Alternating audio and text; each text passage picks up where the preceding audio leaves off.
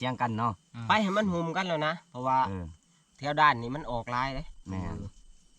พันหญ้าดิอาจังซี่ก็ได้ไปกับจ่ายลุ่มจ่ายเทิงจูนึงเลยเลาะจ่ายเทิงจูนึงเลาะจ่ายลุ่มบางที่เฮาพออยู่เทิงแล้วมันสิแตกลงมาหมออยู่ลุ่มแม่นถ้าว่าหมออยู่ลุ่มพ่อหันไล่ขึ้นมาหมอสิเทิงพันมองนี่ฮะอยู่กลางรถพันมองนี่อยู่มองอยู่กลางเขาสิไปเสียนนี้เช่นทางเจ้ายิ่งอันน่ะดิยิ่งอีแดงคอยสิตบของเองนี่เหลี่ยมหินบองแม่น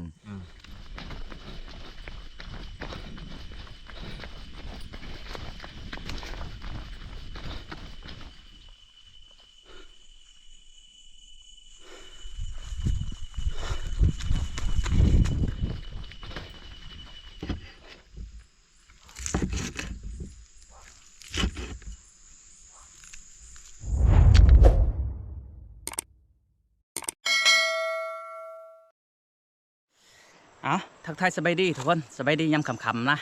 ตอนนี้บ่าวสัญญาสีใดไปเสาะเก็บป้าทุกคนและกาสีเมียนสีนฮอนหรือว่าสีนเมนสีนเนื้อกับว่าแมนที่พันเฮี้ยงเพิ่นได้มาเมื่อคืนนี่ทุกคนทางเฮ้ากับล่องเหือล่องแพร่ขึ้นนี่กับทุกคนทับบอท่านบักเวอร์มันแลนขึ้นก่อนนะเมื่อคืนนี่เมื่อแรกนี่อาจ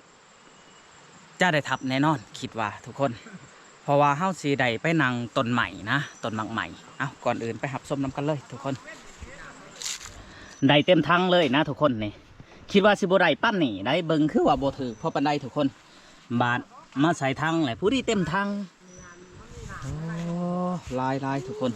อันนี้จะเป็นปลาดนะนี่ปลาดทั้งบ้านเฮ้าแถบจะบ่มีทุกคนเห็นแต่ปลารถ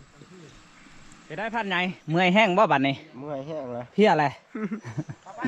ไปได้ทางหมิ่นเมื่อแรงคืออยู่บ่ลอยและทางหมิ่นลอยบ่กันไปนั่งในได้ทับคิดว่าไปนั่งอันทางหมิ่นกับนั่งต้นหมากให้นี่ตัวได้ดีกว่ากันอันนั้นมังให้นี่มันสิเป็นลังน้ำน้อยลังน้ำหน่อยหอนหมิ่นบ่ขาวบ่เหม็นกะเขาอยู่แต่ว่ามันเป็นเขตของลังน้ำน้อยทางนี่ถ้าว่ามีมันก็สีขาวอยู่แต่ว่ามันห่างมันเขามันห่างเต็มทั้งเลยนะทุกคนนี่เขาจะได้ไปคั่วพุ่นแหละทุกคนอยู่บนน้ำต้นพุ่นนะเพราะว่ามงหันมันหลังง่าย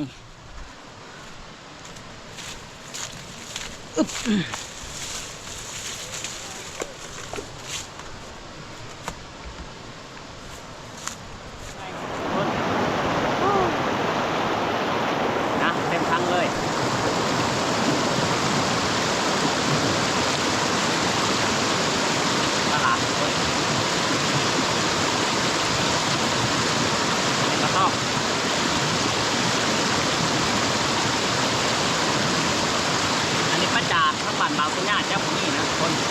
มาจาดในสังเกตตรงนี้ทางมันจะเรื่องทุกคน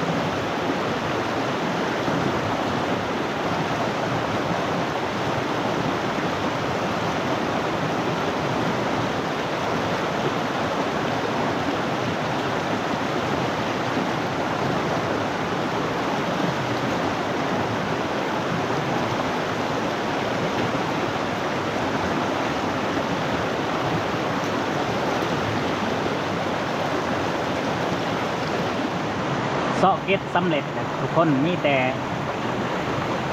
สระกับหลากบาทนี่บรรยากาศ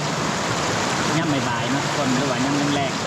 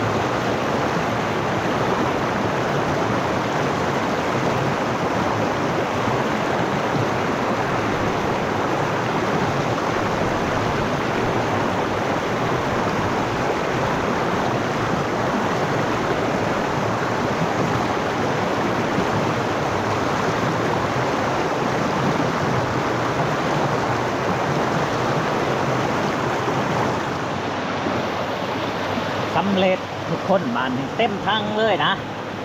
โอ้ขั้วแล้วเรียบร้อยทั้งหลังทั้งขั้วหลังจากนี้เขาก็สิได้ไปเอือบน้ำเกลือแล้วก็ไปตากแห้งไว้นะทุกคนเขาสิเอาเมื่อแบบป้าแห้งเลยนะเอาขึ้นหางแล้วนะทุกคนตัวฮอนนี่อันนั้นเป็นนกทั้งนี้เขาสิย่างป้าทั้งนี้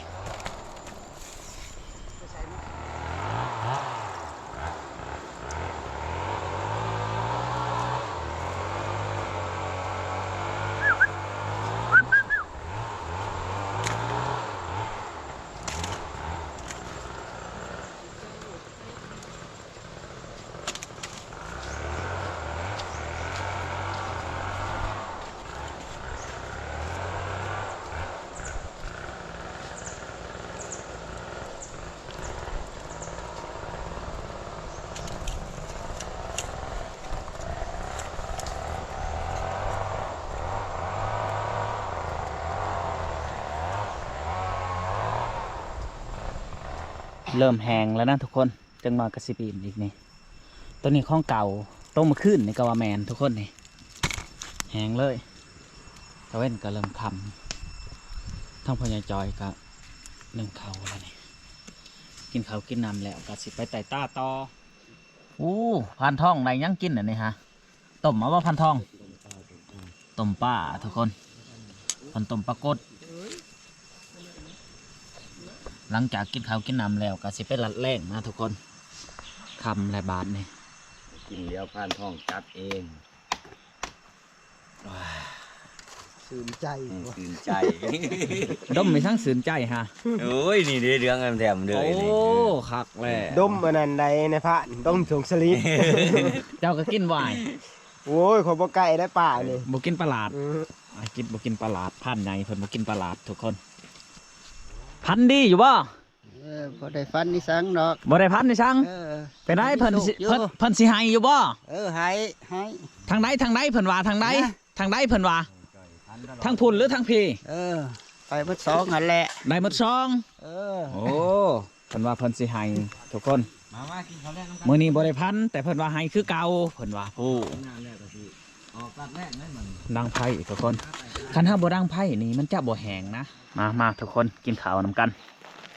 หลังจากกินข้าวกินน้ำแล้วก็สิไปรัดแรงนะทุกคนทั้งพ่อใหญ่จอยว่าได้อยู่แล้วเพิ่นว่า คนเบียดเนาะ เป็นไรเฮาไปนำกันบ่เฮา โอเคไหนกัน ไปนำกันทางอ้ายเพิ่นสิไปทางใดอ้าย พุ่นแหละขึ้นเทิงพุ่นแหละ ไปนำกันหมด อืม เอาทุกคนมากินข้าวนำกัน หลังจากกินข้าวกินน้ำแล้วก็สิไปรัดแรงพุ่นแหละมงนาขึ้นเทิงผู้พุ่นแหละ ทางทีมงานกำลังกะเกี่ยมทุกคนกำลังเสียออกไตต้ากาวาแมนนะคุณและลังผู้ทุกคนเมื่อนี้เอาทุกคนไปก่อนบาทนี่เริ่มออกไตต้าแล้วนะคือทางเขาไปนี่มีอยู่4พานทุกคน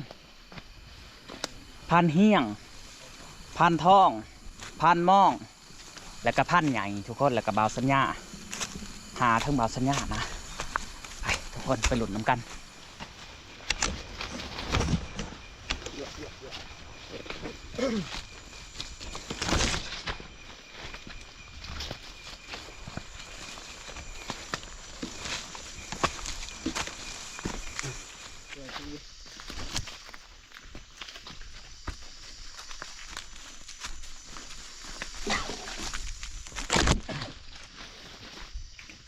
ทางกระเตบ้านได้กี่เหา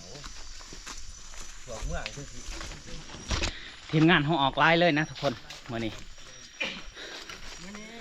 พานม่องว่าสิจัดนักรอหลุดน้ำกันทุกคนไล่คนกันเลยนะ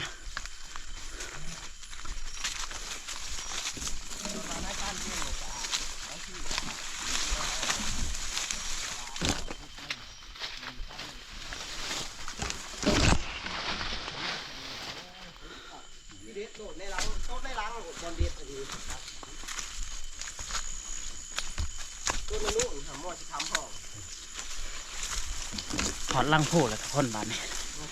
หอดบอลที่เฮ้าจอดรถตอกไว้หรือว่ารถไทยไว้นะทุกคนนี่โอ้นี่ทุกคนหอดรถแล้วบ้านนี้ฮะ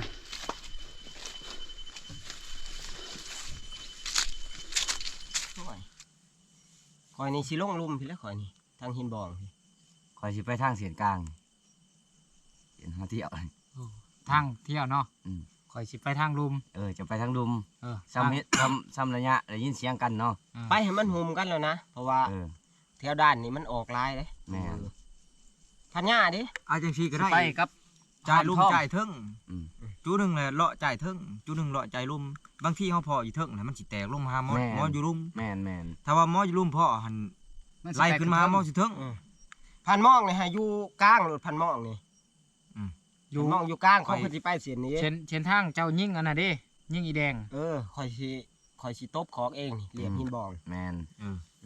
นี่แต่ว่าไปบ่ไกลกันปานใด บ่าวสัญญากับเฮียงนี่อยู่ ซ้ำทรง ปี ซิก ครัว กัน ซะ ได้ อยู่ปีครัวนี่ตามทางนี่ โอเค ให้พันทองเด้พันทองว่าสิอยู่ปีครัว บ่แต่ ได้ผมมีอยู่ทางไปมีแต่ว่าถ้าว่ามีสภาพแหละให้ส่วนให้ท่าน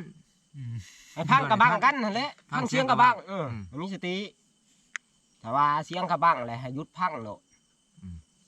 มันบ่มีไผดอกคันว่าขอบเขตนี่มีแต่ทีมงานเฮานั่นแหละ ถ้าหญ้าแล้วบ่มีกระบังแล้วเราไปลำข่อยก็ได้ แต่วันนี้จุดนัดพบเฮานั่นอยู่เที่ยง แม่น อยู่เที่ยงนาหน่อย สิเป็นจะได้ก็ให้พ่อกันอยู่เที่ยงที่มานหรือบ่มานก็ให้พ่อกันอยู่เที่ยง แต่ว่าเฮานี่ซ่าได้เว้ยเฮาใกล้กว่าหมู่ได้สินทะ ชาบ่ ทราบ บ่ ก็ สำคัญ ขอแต่ว่า แต่ไป ให้ หอด เที่ เที่ ย ย ง ง โอเค ในค่ำคืนนี้ อืม เนาะ แต่ว่า โอเคตามนั้น แต่ว่าบ่มีสภาพอีหยังแหละก็คือต่างคนต่างรัดเสามา แม่ แม่น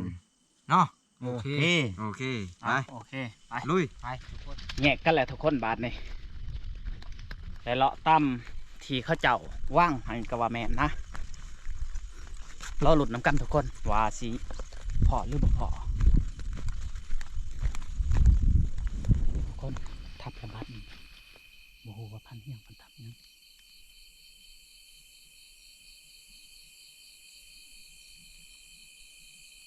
น่าจะเป็นทองทุกคน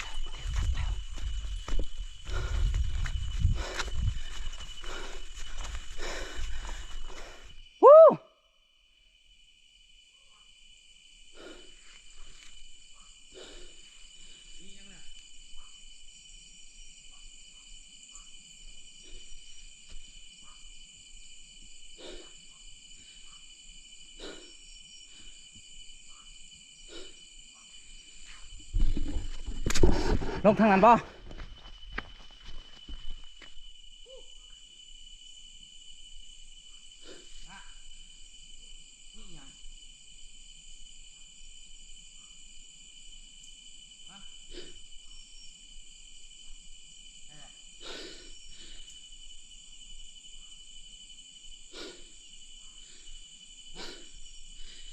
อยู่ไหนกันนะทุกคนโอ้โหเขาจะลงทางไหนเห็นไพ่เลยเห็นไพ่เลย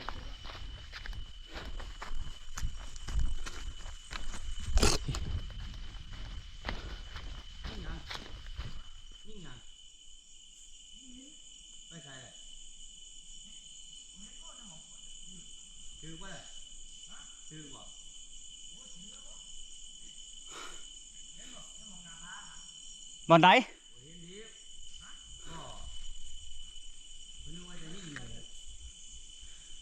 ยิ่งเหม็นนะทุกคนได้เลยเรียบร้อยแล้วบักล้างน้ำ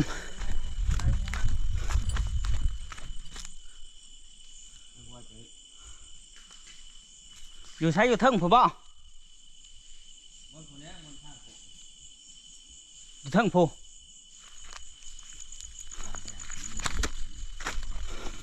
เพิ่นยิ่งเหม็นทุกคนบักล้างน้ำนะเฮาคิดว่าเพิ่นยิ่งมูโอ้ยจะไล่หมูมันบ่ เขาไล่ลงไปหลุมผมบ่ทันครับ บ่ทัน เพราะเราว่าจะทับงู ได้ยินแป้งหล่นใช้อยู่ใช้แหละ มองได้เลยลง พูดแต่ว่า อยู่เทิงกระมัง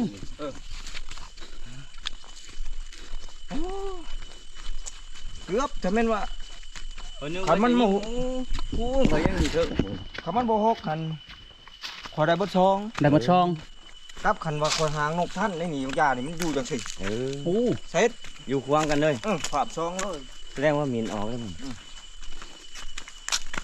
นี่คือกินมันอยู่ นี่ เนี่ย อันนี้ ใช่ โอ้ โอ้โห ตัวนี้ไงตัวนี้นาสิตัวใหญ่ ในใช้มันอยู่ในใช้จะทับหำมันอยู่บ่ได้ มันอยู่ในหันโลนะถ้ามีมันขึ้นมานี้ โอ้ แต่มันขึ้นได้จังได สั้นมาสั้นเนาะ มันโต้นเลยบ่ บ่นี่มันขึ้นมานี่มันขึ้นมาได้จังไดเด้อมันขึ้นมาตามพวกไม้นี่บ่ โอ้ มันขึ้นมานี่ไล่ก้นกันขึ้นมานี่ มันบ่ดุดนี่บ่ว่า แม่นมินละเฮ็ด ตัวใหญ่เนาะมีนออกได้หมด อ๋อตัวใหญ่เลยทุกคน มันจะเอาแน่ได้บ่เนี่ย เช่นอะไรลกคนได้นี่บ่โอ้ตัวใหญ่เลยนะทุกคนนี่ ตอนมันอยู่น้ำกันอยู่ในนี่ช่องโตเฮี้ยงกันฮะพอหางงน้ำบ่ทันตัวหนึงเขาแล่นออกไปผมใครแต่ท่านตัวนี้นี่มันสิปบแล้ว แต่ถามมาสัญญาว่ายิ่งใช้คือยิ่งขึ้นเมื่อพูดโอ้เขายังอยู่บน ใครแน่ตัวนี้ตัวใหญ่ตัวนี้ตัวหนารุดนี่เจ้าหน่อย บอก โอ้ ตัวนี้ตัวใหญ่ แสดงว่ามีนออกนี่ โอ้ มินออกมินออก มาแล้วบานนี้ฮะ ได้เลย1 แต้มทุกคน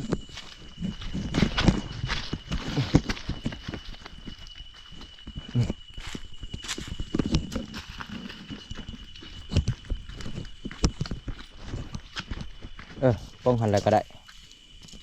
ห้ามบานนี้เนาะ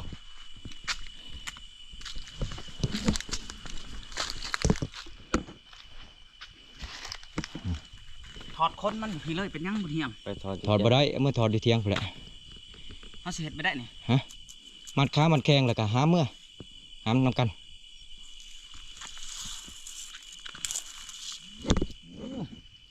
ตัวนั้นน่าจะเป็นตัวแม่เนาะ อืม ตัวนี้ตัวเทิกนะทุกคนปลูกมันแหละนะทุกคนบาทนี่ได้เลย1 แต้มทางเฮียพันเฮียงเพิ่นจัดให้ทุกคน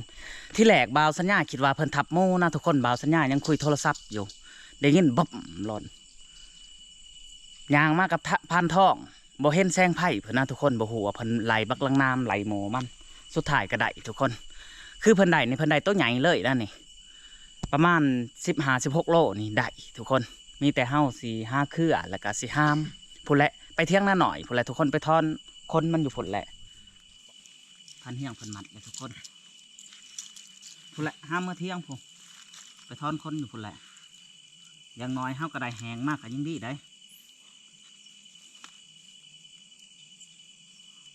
ป้อเต่าไหก็บ่เห็นก็เห็นป้อเต่าไหมันเอ้าเพื่อจังนี่แหละ โอ้บ่อยู่เด้อนี่ตีนหมิ่นบ่แห้งอันนี้ครับ ตีนสัน เอาผ้ามาตัดเครือมันเบิ่งเครือนี้มันบ่ได้เหลืองว่ะจักถือจักเม็ดขวม 1 2 3 4 5อันนี้ตัวสอดแล้วว่านี่ โอ้นะ 5 เม็ด รีสอร์ทเนาะสอดเนาะ ชอด 1 2 3 3 4ถึก4 4เม็ดอีก5มีความ นั่นแหละทุกคนบาทนี่ได้ห้ามเลยนะทุกคนได้ห้ามบักลังน้ำบ่ได้ห้ามบักเวอร์นะพุ่นแหละไปทอนคนอยู่เที่ยงหน้าหน่อยพุ่นแหละจุดมุ่งหมายปลายทางใส่ปะใส่อยู่ลุมบ่ การรู้จัก ขึ้นมารอบนี้จัดแต่บักลังน้ำนะทุกคน รวมทั้งหมดนี้ได้5 โต๊ะแล้วทางพันม่องได้ต้น1พันใหญ่ได้2พันเหี้ยงก็ได้2สัมมูใหญ่ต้น1เลยนะ แต่ว่าร่วมกันหมูระดับ8-10 โลไปเลย แมน ก็เบิ่งที่เครื่องชอบเลยตัวเก่า ตัวเก่าก็ได้เครื่องสอบเลย ตัวแหง สินเนื้อตัวนี้อีก ตัวคอยได้กับบ่ท่านแหงจ้ะ ตัวพันเที่ยงใดขึ้นอีกยังท่านได้แหงเอาบัดนี้เฮาสิได้เดินทางก่อนนะเพื่อสิฮอดเที่ยงหน้าหน่อยเอาทุกคนเฮาได้หับเมื่อก่อนทางพันเที่ยงเพิ่นไปนำผ่านทุกคนผ่านถ่วงเพิ่นให้เมื่อเที่ยงหน้าหน่อยก่อนนะเฮาสิได้เมื่อก่อนบัดนี้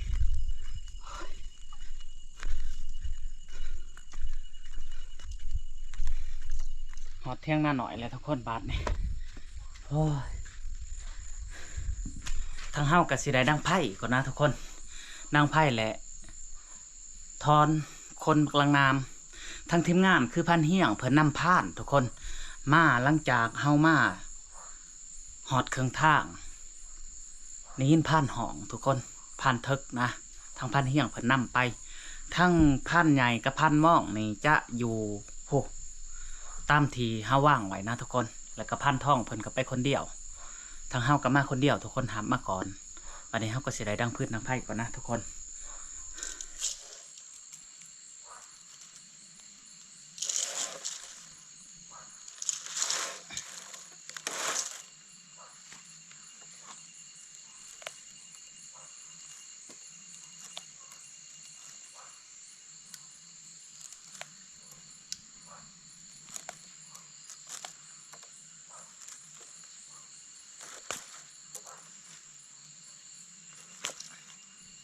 เบิ่งน้ำมันทุกคนบางคนก็ว่าเฮ็ดทักยากนะ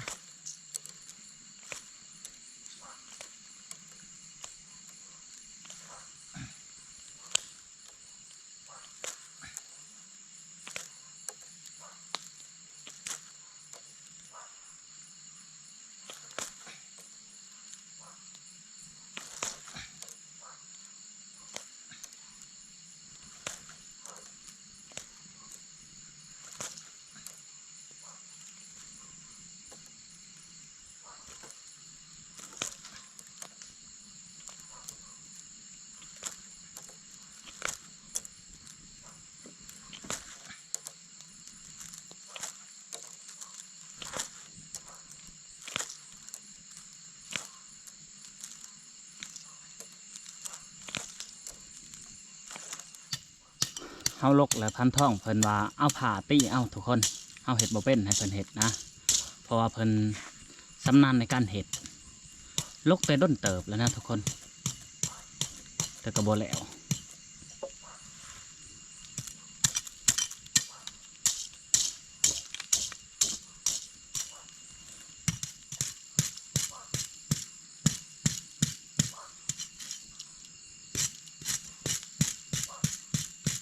เรือใบเนาะใหญ่เนาะเรือใบมือวิทยาลงเนาะ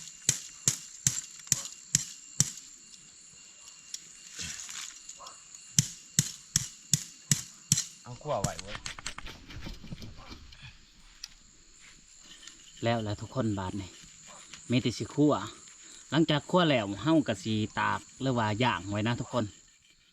ย่างไว้ในหิงพันใหญ่กับพันมองมากเพิ่นอาจจะผิด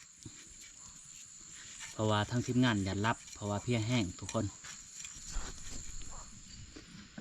คั่วเลยทุกคนบาดนี่สีนนี่ได้บักลายๆเลยนะมินตัวนี้ประมาณ14-15 โลทุกคนประมาณนั้นแหละกระดูกนี่จะโบลายแต่สีลายโผลมันกับน้ำเฮาจะเอาไว้เห็ดทักหญ้านะทุกคนคือน้ำมันนี่ทั้งเขาเจ้าว่าเป็นยาแก้ผิดหรือว่ายาท่อนผิดเบื่อต้นเสานี่ทั้งพันเฮี้ยงว่าพ่นทั้งป้ายบ่เบื่อต้นแรกนี่พ่นทั้งกกขั้นเบื่อต้นเพชรได้สะ คนทางกลาง ตัดเลย แต่ว่าผลมันนี่จะเอาไปบ้องเหล่าทุกคน เพราะว่าเขาเจ้าว่าเป็นทางยมทางหญ้าคือเมนนี่เขาเจ้าว่ามันจะกินหางใหม่3,000หากบ่3,000หากตัวได้ที่เบื่อหรือว่าโบเบื่อเพิ่นก็จะกินหมดนะทุกคนไปร่วมในผลมันนั่นแหละอันเฮ็ดให้พ่อแม่หรือว่าอันโพธีกินเหล้ากินหญ้าทุกคนเขาเจ้าต้องการแต่โพนเมนนะเปล่าสัญญากสิตากเมื่อฝากเขาเจ้า จะเราไปสิหนึ่งเขาเลย15 นาทีเลย20 นาทีเลย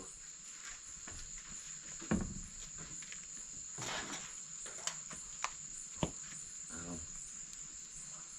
หนึ่งเขาแล้วกินเขาแล้วเขาจะคอยย่างขืนได้แต่ปีกอะไรมัน ปิงสั้นมัน ปีกสันมันโอ้ขาดไปเว้ยจะได้แต่บ่มี บ่มีเกลือ เกลือเนาะเกลือห้าไปเสียเบิดอ่ะทางแหละรอบหน้าจังใส่มั้ง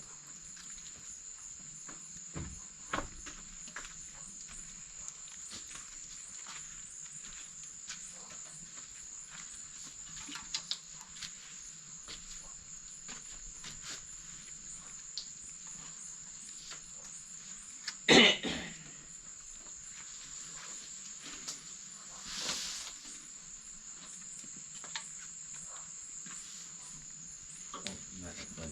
นั่งวันนี้ยังไงอันนี้นั่ง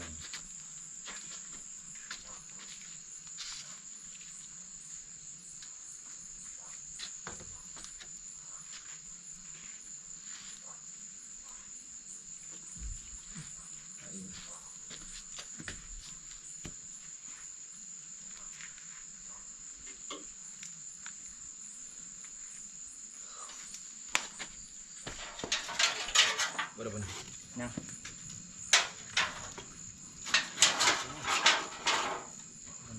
ตายเต็มไป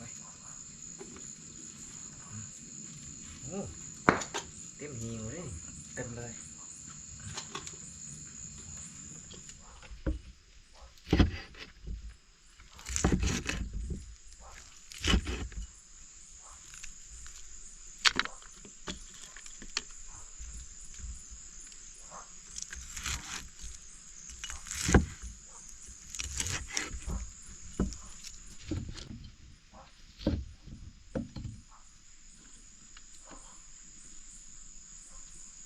ปาดเท่าทุกคนสีนสั้นมานั่นนี่กินข้าวหลอบเด็กสีขาวตีหนึ่งแล้วนะทุกคนเนี่ยโอ้มีแต่สีงามๆมาทุกคนกินข้าวนำกัน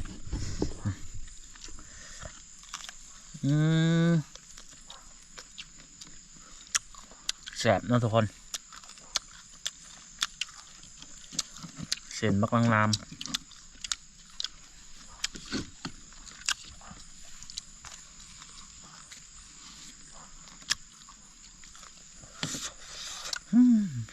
ครับ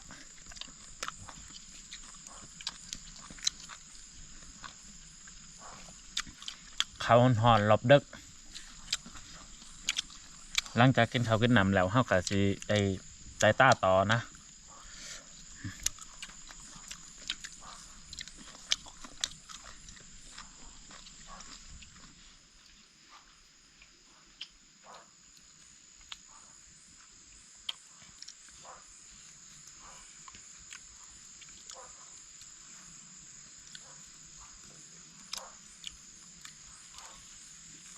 พายมองกับพายใหญ่ยิ่งหมูมาเสียงมังช่องบาทเนี่ย แหงแล้วนะทุกคนบัดนี้เต็มหิงเลยโอ้ยคักมีแต่บืออื่นนี่เขาถือแหงลงเท่เลยนะนี่คุมไพ่อยู่หลุมทุกคนอยู่เทิงแหงเลย ที่แรกว่าสิถือเนื้อเปียกลงทุกคนมาแล้วว่าโอ้ยค้างอันดีกว่าวะเขาก็เลยเอาขึ้นหิงเลย อันนี้จะเป็นผลมานะบาสัญญาสิตากเอาเมื่อให้พอบ้องเราเขาจะว่าเป็นหักยมหักยาเขากระโบหูว่าเป็นยายังนอกจะได้เดินทางต่อนะทุกคนพูดแหละลังอาเล่าคือเหนือที่เขาได้เขาจะย่างปะไว้ในเที่ยงหน้าหน่อยนะทุกคนหลังจากนั้นเขาไปห้าก่อนเนาะเห็นว่ามันมานต่อนะทุกคนพูดแหละต้นเช้าพูดแหละเขาจังสิได้เดินทางกลับทับหรือว่าล่วงเซ่คือเก่านะมาอีกแล้วทุกคนทับอีกแล้ววิยังเด้เนาะเบิ้ง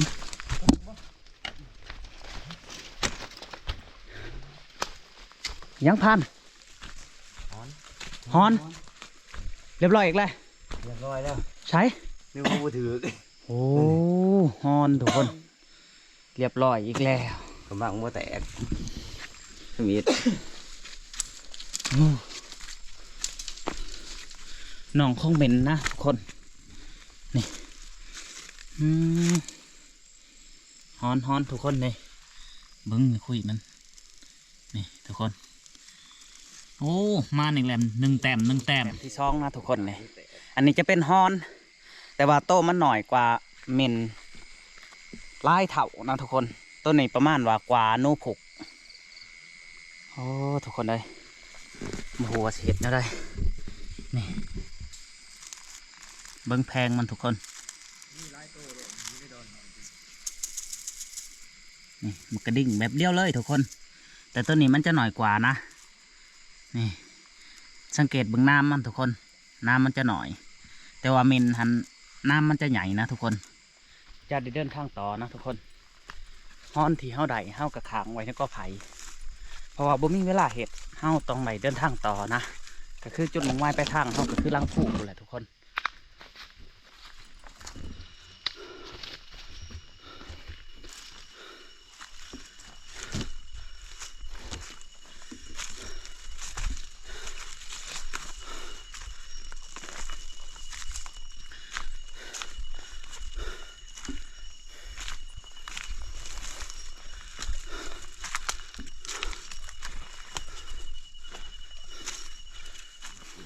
เมื่อยแล้วทุกคนบาดนี่เฮาสิได้พักผ่อนก่อนนะก็คือสิกอไผ่นี่ทุกคนพักผ่อนก่อนจากชั่วโมงถึง2 ชั่วโมงจังสิได้เดินทางต่อนะบางที่ก็แจ้งคันว่าเมื่อยแห้งนะทุกคนเอาทุกคนสำหรับคลิปนี้ก็บ่มีหยังหลายจังได้กับฝากไปติดตามอีพีหน้าสำหรับอีพีนี้บ่าวสัญญาสิได้จบเพียงเท่านี้ก่อนจะได้ก็ขอบใจ FC ที่เบิ่งแต่ต้นจนจบสำหรับคลิปนี้ขอกล่าวคำว่าสบายดีและสวัสดี